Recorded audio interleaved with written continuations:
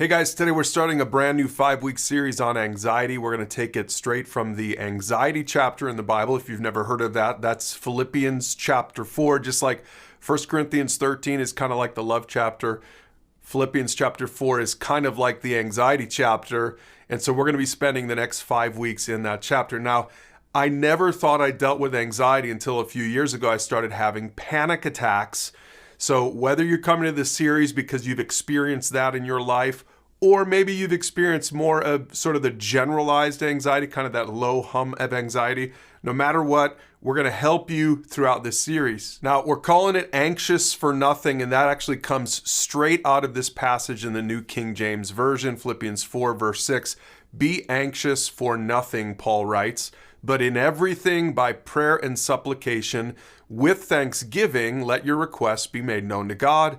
And then the peace of God, which surpasses all understanding, will guard your hearts and minds through Christ Jesus. Now, why don't we start with the dictionary definition of anxiety to get all of us on the same page? Anxiety is a feeling of worry, nervousness, or unease, typically about an imminent event or something with an uncertain outcome. And look, we all deal with anxiety at one level or another, whether you're a student, a young person, or whether you're an old person like me. And here's how anxiety works. It kind of works like a cycle. The anxiety cycle starts with a trigger of anxiety. Something causes you to be worried or concerned. And what you do next is you stuff it, you avoid it.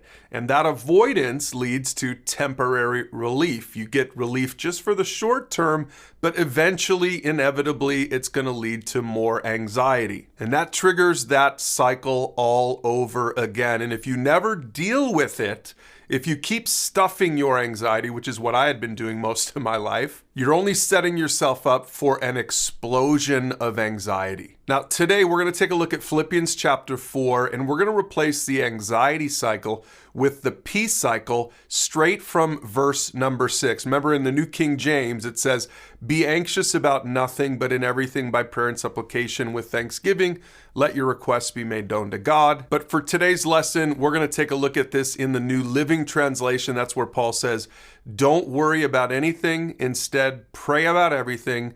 Tell God what you need and thank Him for all that He's done. Now, I see the 4 legs of the cycle right there in verse 6. First of all, Paul says, don't worry about anything. Here's the step.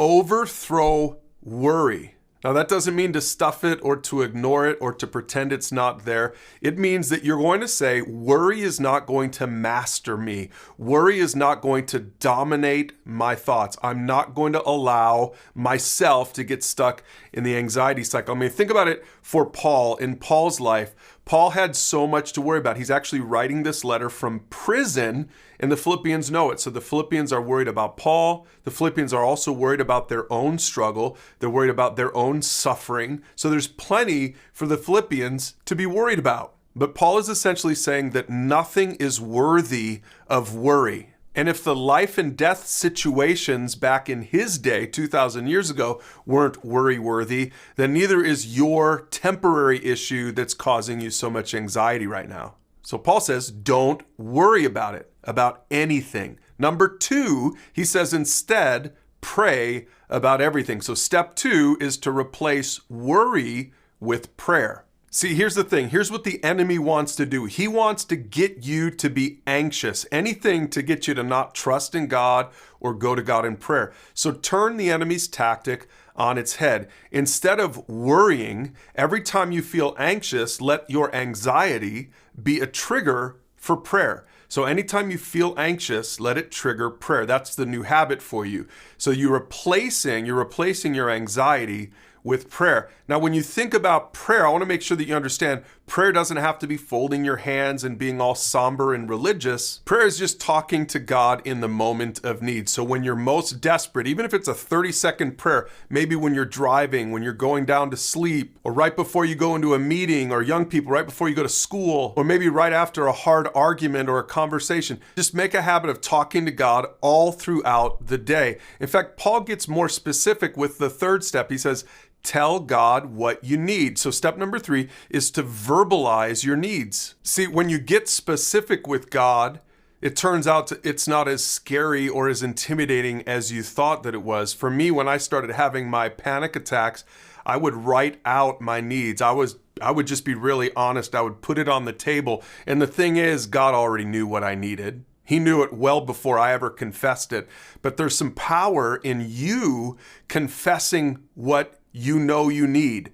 God already knows it, but when you humble yourself and tell God what you need, and journaling is a great way to do that, then there's power in that, and that begins to release the hold of anxiety over you. So Paul says to verbalize your needs to God, and then finally Paul says, then you can thank him for all that he's done. So step number 4 is to thank God for the wins in your life. Remember, even in the midst of your scariest trials, there's still so much to be thankful for, so make sure to include that in your journal as well. Make a list of all the stuff that you're thankful for. Start learning to look on the bright side, and you'll see that anxiety beginning to sort of melt away. Now, this peace cycle, these 4 new habits, once you practice them over and over and over again, eventually will pay off with peace. And it's this kind of peace. Look at what it says in verse 7.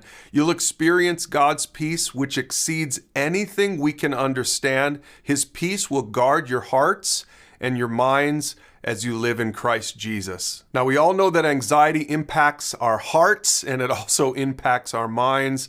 But peace is the opposite of anxiety, and this is the secret to overcoming anxiety in your life. Now, remember, you can use all of these resources. Find this entire series at PursueGOD.org/anxious. Be sure to talk about these lessons every single week with your family, with a small group, or with a mentor, and you can learn to be anxious for nothing.